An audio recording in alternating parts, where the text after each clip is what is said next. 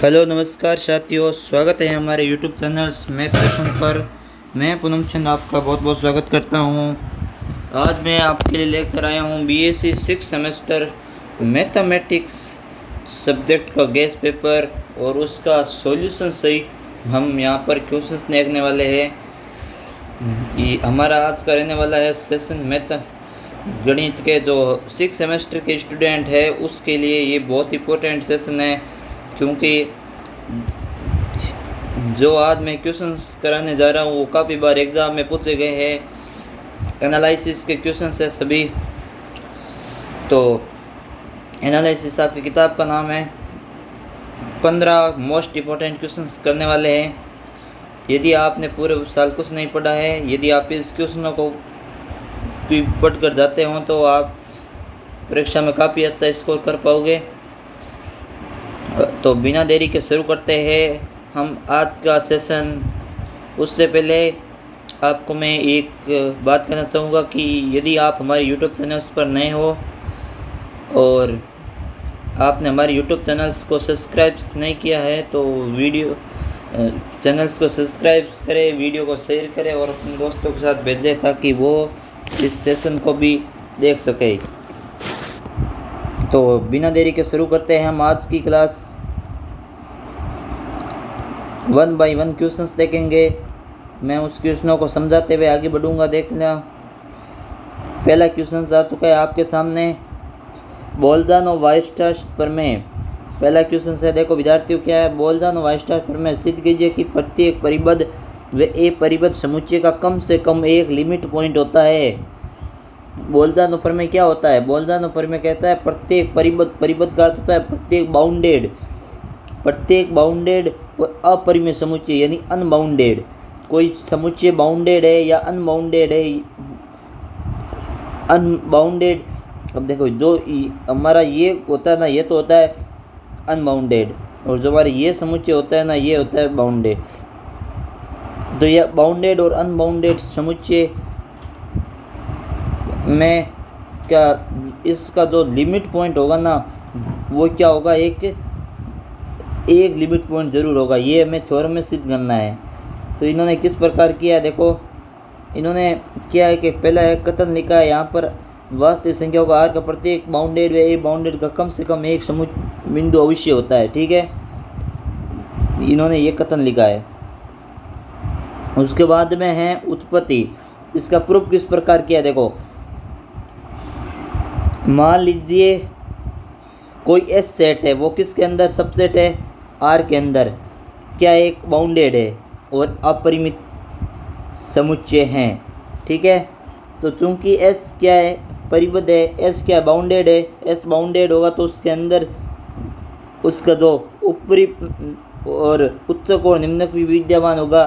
तो यहाँ एम और एम ये दोनों विद्यमान हैं, यानी ये देखो यहाँ पर इसका उच्चक भी विद्यमान होगा और निम्नक भी विद्यमान होगा। देखो एक्स बिलोंग कर रहा है ना हमारा, देखो ये इसके अंदर, तो इस दोनों विद्यमान है। इसका मतलब ये क्या है, एक बाउंडेड है, क्योंकि जो बाउंडेड वही होता है जिसके अंदर सुप्रीमम और इन्फीमम यानी उच्चक और निम्नक दोनों होते हैं।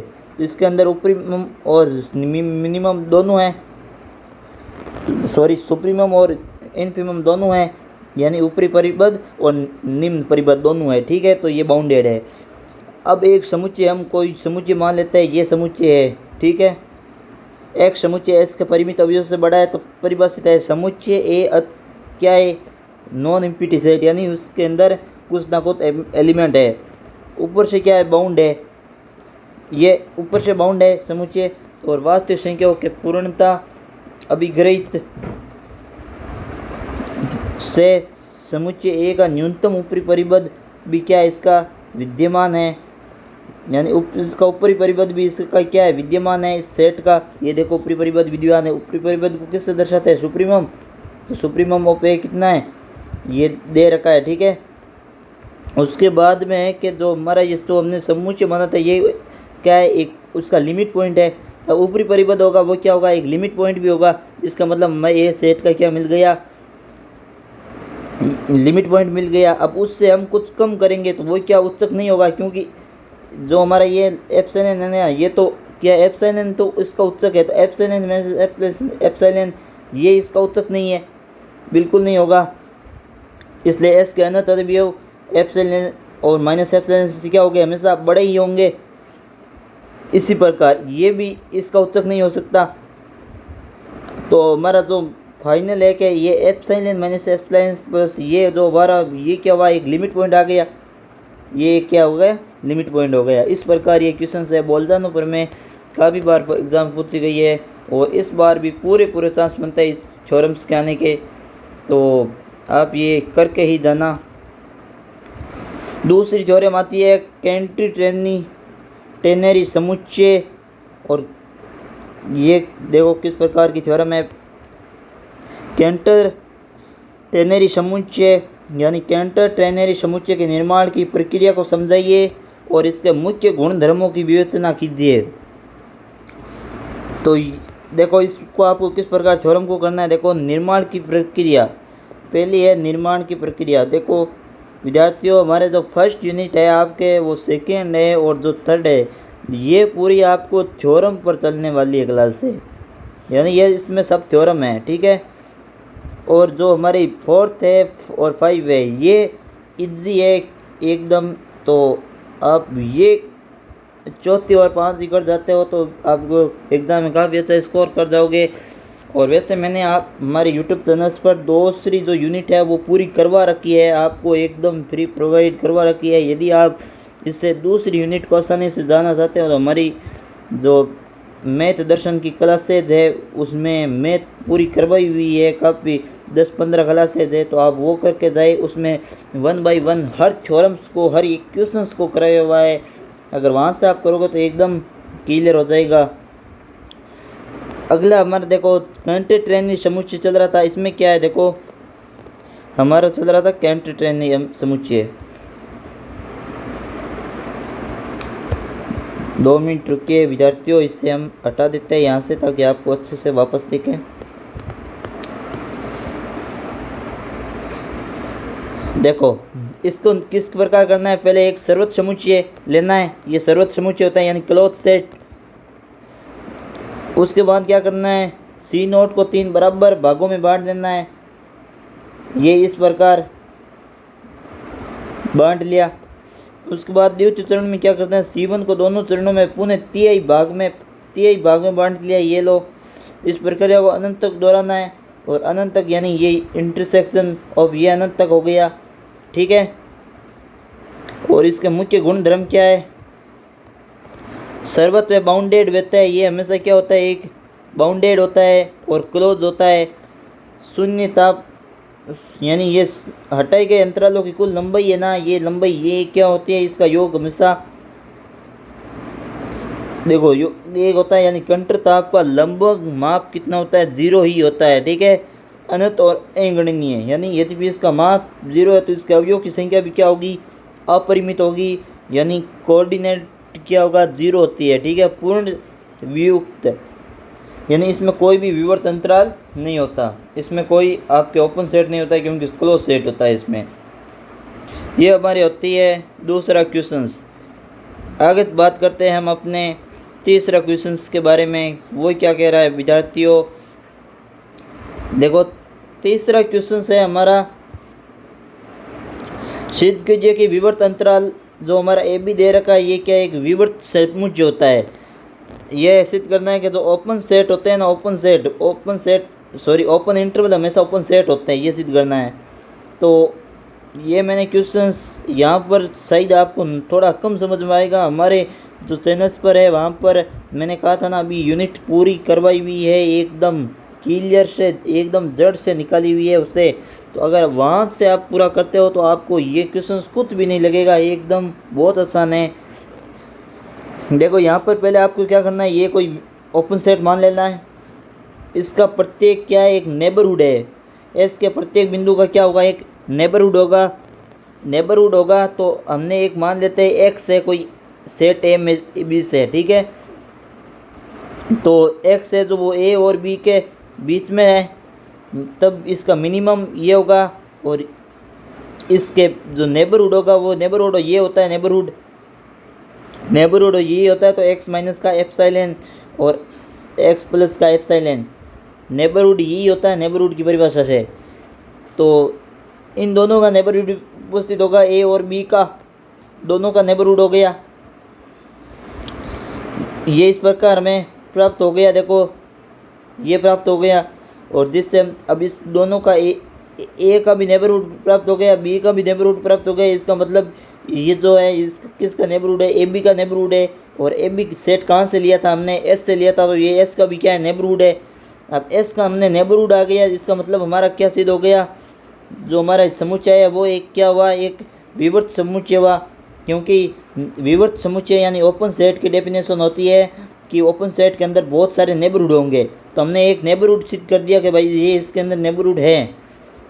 तो ठीक है, ज़्यादा कुछ नहीं करना है, एस सेट मानना है, एस सेट के अंदर कोई ए बी मान लेना है। अब ए और बी का कोई नेबरहुड है ही, तो वो एस का भी नेबरहुड होगा। ठीक है, एस का नेबरहुड होगा, तो एस के हमने क्या कोई सेट माना था, ओपन सेट नहीं, ओपन इंटरवल्स माना था। तो ओपन इंटरवल माना था, इसका मतलब इसका नेबरहुड है, इसका मतलब ओपन इंटरवल एस का भी नेबरहुड है। तो एस का नेबरहुड है, तो आप कह सकते हो हमने जो सेट बना था इसका मतलब वो सेट क्या है, एक ओपन सेट है। ये इस प्रकार हमारे क्वेश्चन होता है। अगले क्वेश्चन की ओर चलते हैं हम। अगला क्वेश्चन है हमारी बायर श्रेणी प्रमेय,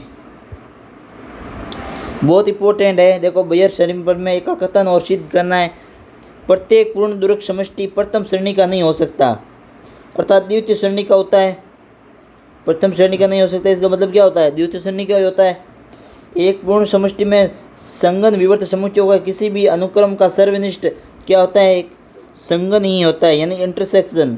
अब ये कह रहा है कि सभी विवर्त समुच्चय, बहुत सारी विवर्त समुच्चय है ना, उस विवर्त समुच्चयों का जो अनुक्रम होगा वो भी क्या होगा, जो इंटरसेक्शन होगा उस वो भी क्या होगा, एक संगन ही होगा। ठीक है, ये किस प्रकार होता है, देखो एक्स डी हमें एक पूर्ण समष्टि मान लेना है, जी एन उसका क्या एक अनुक्रम है, संगन समुच्चय और विवर्त का अनुक्रम होगा, जो हमारा जी एन होगा अनुक्रम।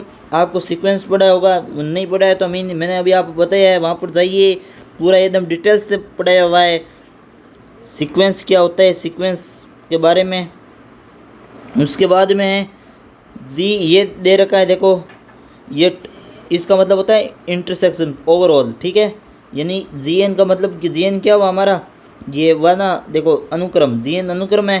तो जो हमारे यानी टोटल ऑफ आपके जितने भी अनुक्रम है ना उसका इंटरसेक्शन, इसका मतलब ये हुआ है कि टोटल अनुक्रम। ठीक है, टोटल अनुक्रमों का इंटरसेक्शन। तो जी एक्स में क्या है, एक संगन है, किसी भी विवर्त गोलक का संगन की परिभाषा ये होती है, जीवन संगन है तो एक सर्वर्त गोलक होगा वो भी उपस्थित होगा, उसके अंदर क्या होगा, सर्वर्त गोलक यानी क्या होता है, यानी क्लोज स्पेयर, उसके अंदर क्लोज स्पेयर होगा। क्लोज स्पेयर की डेफिनेशन ये होती है, ये क्लोज स्पेयर इसके अंदर है, तो सर्वर्त गोलों का अनुक्रम ये होता है, इस प्रकार प्राप्त हो गया। इसके बाद एक कोशीय अनुक्रम बनता है, कोशीय अनुक्रम प्राप्त हो गया। सीमा बिंदु एक्स सभी एसएन में उपस्थित है, तो ये इस प्रकार है, द्वितीय श्रेणी का क्या है कि समष्टि है। इस प्रकार ये हमारा होता है, जो यूनिट 2 का हमारा जो क्वेश्चंस था ये भी हमारा कंप्लीट होता है। उसके बाद आता है हमारा, देखो विद्यार्थियों, कोशीय अनुक्रम एवं पूर्ण दुर्ग समष्टि। कोशीय अनुक्रम और पूर्ण दुर्ग समष्टि का ये आना चाहिए क्वेश्चंस, बहुत इंपॉर्टेंट है, काफ़ी बार एग्जाम में पूछा भी गया है, तो आपको ये आना चाहिए। देखो हम करते हैं इसको किस प्रकार किया गया है। देखो कोशीय अनुक्रम के बारे में ये क्या कह रहा है, सिद्ध कीजिए कि प्रत्येक अभिसारी क्या होता है, अनुक्रम एक कोशीय अनुक्रम होता है। सिद्ध करना है प्रत्येक अभिसारी अनुक्रम क्या होता है, एक कोशीय अनुक्रम होता है। तो ठीक है, तो एक दुर्ग समष्टि मान ली हमने, उस दुर्ग समष्टि के अंदर कोई अनुक्रम मान लिया, ये क्या है, कोशीय अनुक्रम है, इसके अंदर प्राकृतिक संख्या ऐसे प्रकार विद्यमान है। ठीक है, तो ये डेफिनेशन होती है, किसकी डेफिनेशन है, ये मैट्रिक्स की डेफिनेशन है ये। ठीक है, यहाँ तक समझ में। उसके बाद में प्रत्येक सिद्धांत हमें सिद्ध क्या करना है, प्रत्येक सिद्धांत क्या होता है, एक कोशीय अनुक्रम होता है। उत्पत्ति इस प्रकार होगी, देखो उत्पत्ति किस प्रकार में है, एक्शन क्या है, एक सीक्वेंस है, दुर्ग समष्टि में क्या एक अभिसारी अनुक्रम है। जो एग्जाम पर कोई पॉइंट है वो क्या है, दूरिक समष्टि से है। दूरिक समष्टि से ये एक्स क्या है, दूरिक समष्टि तो है ये एक्स, देखो ये एक सेम ही है एक्स है, ये एक दूरिक समष्टि से हमने कोई पॉइंट लिया हुआ है एक्स। आगे देखो, आगे अभिसरण की परिभाषा से, अभिसरण की परिभाषा में क्या कहते हैं, इस प्रकार होता है अभिसरण। उसके बाद में जब किसी एम एन के लिए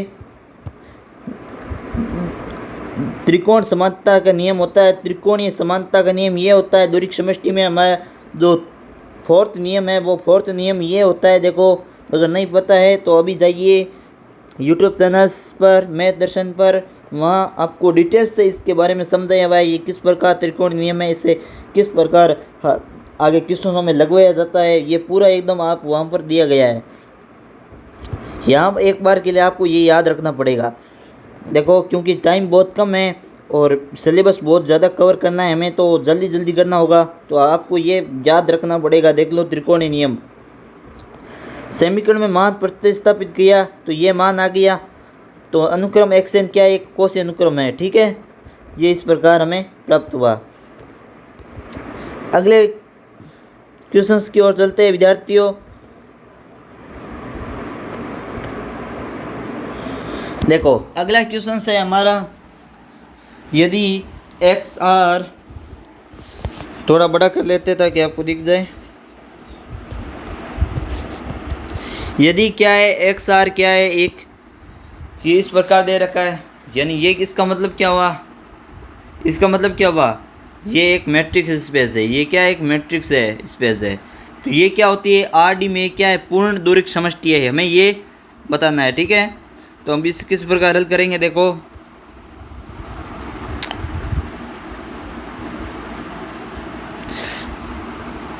देखो पहले हम सिद्ध करने के लिए, पहले हम सिद्ध करेंगे इसको, सिद्ध करने के लिए आर डी को क्या एक पूर्ण दूरिक समष्टि मान लेते हैं। हमें सिद्ध करना है आर में प्रत्येक कोसी अनुक्रम आर के किसी बिंदु पर क्या होता है अभिसरित होता है।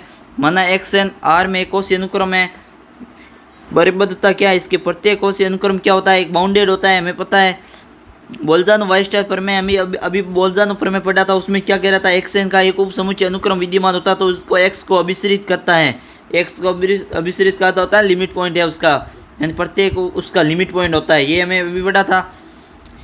अब अनुक्रम एक्स एन क्या एक सभी क्या खुद ही कोसी है, तो ये कोसी है तो उप अनुक्रम भी क्या होगा इसके अंदर अभिसरित होगा, तो संपूर्ण जो अब इसका देखो उपक्रम जो हमें उप अनुक्रम है वो भी होगा अभिसरित होगा, और ये भी क्या एक उपसरित है, तो संपूर्ण अनुक्रम भी क्या हुआ उसके अंदर क्या हुआ अभिसरित हुआ, तो कोसी अनुक्रम का उसका लिमिट पॉइंट हो गया, और ये क्या हो गया एक कंप्लीट मैट्रिक्स स्पेस हो गया। बस सिंपल है, ज़्यादा कुछ नहीं करना है, बस एक समुच्चय लेना है, वो समुच्चय कोसी है तो कोसी है उसका लिमिट पॉइंट तो होगा ही, उसका जो हमारा जो उप समुच्चय होगा उसका भी लिमिट पॉइंट होता है, तो दोनों का लिमिट पॉइंट होता है, इसका मतलब ओवरऑल का लिमिट पॉइंट होता है, इसका मतलब वो क्या सब क्या हो गया हमारा पूर्ण दूरिक समष्टि हो गया।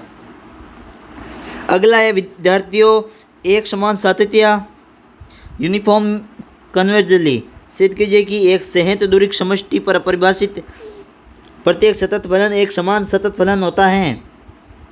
ये किस प्रकार विद्यार्थी सिद्ध करना है, देखो पहला है हेन सेंटर थ्योरम, ये आपको पता होनी चाहिए, सॉरी ये हेन केंटर थ्योरम है, हेन केंटम थ्योरम ये क्या होती है,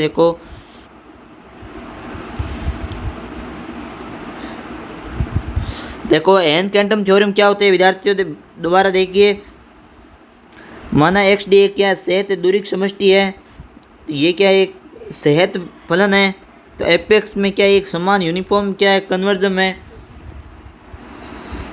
इसकी उत्पत्ति किस प्रकार होगी, हमें कोई एप्सिलॉन मान लेना जो क्या जीरो से बड़ा है, ये मान लिया। अब एक्स इसके अंदर कोई पॉइंट मान लिया हमने इस प्रकार। अब आवरण है, ये आवरण दे रखा है, इस आवरण पर हमें क्या करना है विचार करना है। ये क्या एक ओपन कर्वर है, ठीक है, तो ओपन कर्वर मतलब क्या हुआ, चूँकि एक्स एक क्या सहित है तो इसमें प्रत्येक परिमित उप आवर्त होता है, ये इस प्रकार मान लीजिए, ये इस प्रकार उपस्थित है, यदि P व Q x में है तो ये भी इसमें होगा इस प्रकार। ये यहाँ पर वापस वही लगाया, त्रिकोणीय नियम लगाया हुआ है, त्रिकोणीय नियम ये देख लेना है यहाँ पर। तो ये फलन f क्या होगा, एक समान कंटिन्यूज हो जाएगा। ठीक है, ये हमारा सिद्ध हो गया। कंटिन्यूज सिद्ध करना था और कंटिन्यूज हमारा सिद्ध हो जाता है। ठीक है, अगला हमारा क्वेश्चन आता है विद्यार्थियों, तीसरा क्वेश्चन है। देखो क्या क्वेश्चन कह रहा है, ध्यान से दर्शाइए कि फलन है हमें ये क्या है, एक समान कंटिन्यूज नहीं है। आर पर हमें दर्शाना है कि ये क्या है, एक समान कंटिन्यूज नहीं है। एक्स स्क्वायर इस अंतराल में कंटिन्यूज नहीं है, 0 से 1। ठीक है, अंतराल क्या देगा, 0 से 1। ये क्या होता है, एक सर्वत है, बाउंडेड है, दोनों ही है, क्योंकि 0 1 में बाउंडेड भी होता है और ये क्लोज सर्वत है, क्लोज भी है। ठीक है, ये क्या है, दोनों हो गए। तो ये क्या होता है, एक सहज कॉम्पैक्ट समुच्चय होता है। ये क्या होता है, कॉम्पैक्ट होता है। ठीक है, आगे हमें क्या दे रखा है, देखो विद्यार्थियों, हाई कैंटर प्रमेय के अनुसार क्या होता है, प्रत्येक सतत फलन क्या होता है, एक समान सतत होता है। इसका मतलब ये भी क्या होगा, एक समान सतत होगा। अब ये बताना है पूरे आर में सतत है या नहीं है। पूरे आर में एक समान सतत है तो क्या होता है, एप्सिलॉन 1 लेते हैं, 2 अनुक्रम इस प्रकार चुनते हैं हम। तो दोनों अनुक्रमों का ये जो होता है 1/n हो जाएगा और n क्या इनफाइनाइट की ओर कर रहा है, परंतु फलन मानों का अंतर ये इस प्रकार होगा। ये भी अब फलन मानों का अंतर भी कितना प्राप्त होगा, हमें 1 ही प्राप्त होगा। तो दोनों का 1 1 ही प्राप्त है। इसका मतलब ये मानों का अंतर 1 से अधिक होता है। इसका मतलब हमारा क्या हुआ, ये एक समान सतत नहीं है। अतः हमारा यहाँ पर यानी पूरे आर में तो सतत नहीं है, लेकिन कुछ में सतत होता है। ठीक है, इस प्रकार हमारी ये थ्योरम सिद्ध हो जाती है।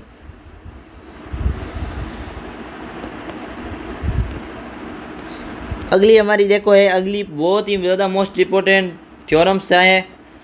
ये आपकी पेपर में मैं गारंटी के साथ कह सकता हूँ 100% पूछी जाएगी। 7 स्टार लगा दीजिए यहाँ पर, 7 स्टार भाई। ये 4 तो हो गए, 5 7 स्टार वाली थ्योरम है भाई, क्योंकि बहुत ही ज़्यादा इंपॉर्टेंट थ्योरम है। कोशी रीमान समीकरण है। समिश्र फलन आवश्यक व पर्याप्त कार्तीय व ध्रुवीय निर्देशांक की गणना करनी है। पहले विद्यार्थियों है, देखो कार्तीय रूप, इसका कार्तीय रूप कार्टेशियन फॉर्म क्या होता है, ये होता है कार्टेशियन फॉर्म। CR समीकरण का कार्टेशियन फॉर्म क्या होता है, CR समीकरण। ये क्या है, CR समीकरण है। आवश्यक प्रतिबंध भी यही होता है। उसके बाद इसका पोलर फॉर्म आपका इस प्रकार प्राप्त होगा। ये आपके 100% पूछी जाएगी, तो ये पढ़ के जाना। उसके बाद आती है अगली थ्योरम है, जॉर्डन वक्र कथन लिखिए और समिश्र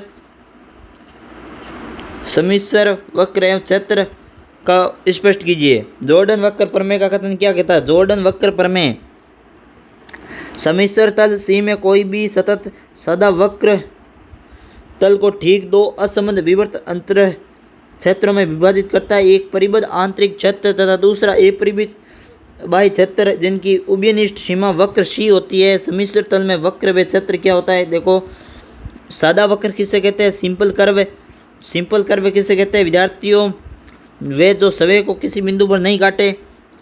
क्लोज कर्व किसे कहते हैं, जो प्रारंभिक बिंदु अंतिम बिंदु हो। एकल किसे कहते हैं, जो ऐसा बिंदु वक्र जो क्षेत्र से बाहर निकले बिना एक बिंदु पर समटे किया जा सके। ठीक है, और बहुसंबद्ध क्षेत्र यानी ऐसा क्षेत्र जिसमें एक या अधिक छिद्र होते हैं, उसे क्या कहेंगे हम, बहुसंबद्ध क्षेत्र। ये होता है जॉर्डन वक्र प्रमेय। ठीक है, उसके बाद अगला क्वेश्चन आता है हमारे सामने, देखो दर्शाइए कि ये जो फलन क्या है, ये अवकलन नहीं है। अब अवकलन नहीं है, इसका क्या होता है, इसका मतलब हमें दर्शाना है। देखो अवकलनीयता का सूत्र होता है f' का, आपको सूत्र पता होगा, 12th में पढ़ा होगा। क्या होता है, देखो fz माइनस का ये f0/z, ये तो होता है देखो मूल बिंदु के लिए, यानी 0,0 के लिए ये सूत्र होता है। ठीक है, तो ये आपको देखो ये अवकलनीयता है, तो इसका मतलब ये आपको सिद्ध करना होगा। इन्होंने यहाँ पर किया भी है, देख लीजिए यहाँ पर। आंशिक अवकलन करना है इसका। आंशिक अवकलन किया तो ये आ गया हमारा, देखो ठीक है। उसके बाद में क्या है, कॉची-रीमान समीकरण लागू किए। कॉची-रीमान समीकरण क्या होती है, अभी हमने पढ़ी थी। कॉची-रीमान समीकरण ये होती है इस प्रकार, दोनों का मान प्राप्त किया तो दोनों का मान ये इक्वल प्राप्त हुआ। इसका मतलब ये CR समीकरण को क्या करता है, संतुष्ट करता है। CR देखो मूल बिंदु पर CR समीकरण संतुष्ट नहीं होगी, अवकलन नहीं है मूल बिंदु पर, इस सूत्र से आप अवकलनीयता सिद्ध कर लोगे। ये होते हैं हमारा जो अगला यूनिट का, जो यूनिट नंबर 5 लास्ट यूनिट है, यूनिट नंबर 5। यूनिट नंबर 5 का पहला क्वेश्चन हमने यूनिट नंबर 4 पूरी कर ली है। तो यूनिट 4 से मेरे ख्याल से आपको किसी प्रकार का कोई डाउट नहीं होगा। अब हम पढ़ेंगे विद्यार्थियों यूनिट नंबर 5। यूनिट नंबर 5 क्या है, प्रश्नवादी फलन। प्रश्नवादी फलन क्या होता है विद्यार्थियों, हमें यानी हार्मोनिक फंक्शन। प्रश्नवादी फलन का अर्थ होता है हार्मोनिक, हार्मोनिक इंग्लिश में कहता है हार्मोनिक फंक्शन। हार्मोनिक फंक्शन और इसका संयुग्मी प्रश्नवादी की और तथा विश्लेषित फलन ज्ञात करो। एनालिटिक फंक्शन और प्रश्नवादी फंक्शन आपको ज्ञात करना है, ठीक है। अभी हम 1 बाय 1 करके इन क्वेश्चनों को हल करेंगे विद्यार्थियों। देखो बहुत इंपॉर्टेंट क्वेश्चन है ये सब कुछ। हमें ये u के इक्वल ये दे रखा है, ठीक है। इसका आंशिक अवकलन किया, ये इस प्रकार प्राप्त हो गया। संयुग्मी प्रश्नवादी की शर्त यही होती है, सबको पता है। CR समीकरण क्या होती है, CR समीकरण ये होती है, नहीं सॉरी CR समीकरण ऊपर दिए हुए है।